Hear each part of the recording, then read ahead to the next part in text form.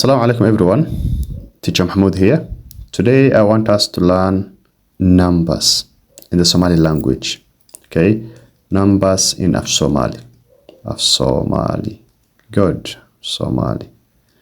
So this is the lesson for the students who are learning the Somali language. And in this lesson we want to cover numbers in the Somali language. Okay, the first one is ko. Ko means one.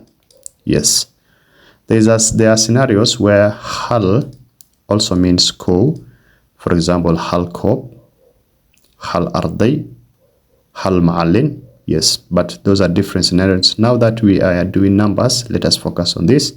Ko means one, laba means two, saddeh means three, afar means four, shan means five, lih means six, toddoba, sideed is eight, sagal is nine, toban is 10.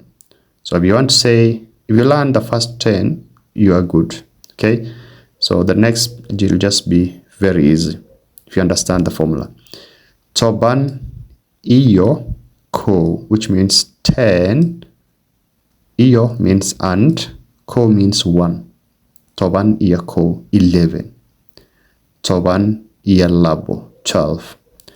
Toban iya saddeh 13.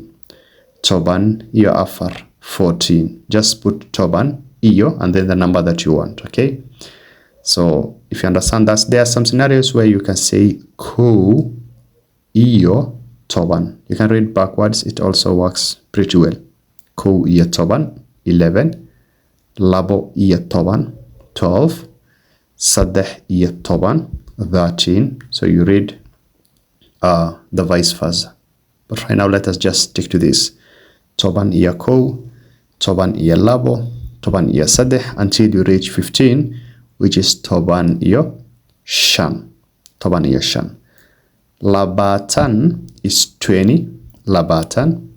So if you want to say 21, you just say labatan iyo ko. 22, labatan iyo labo. You see?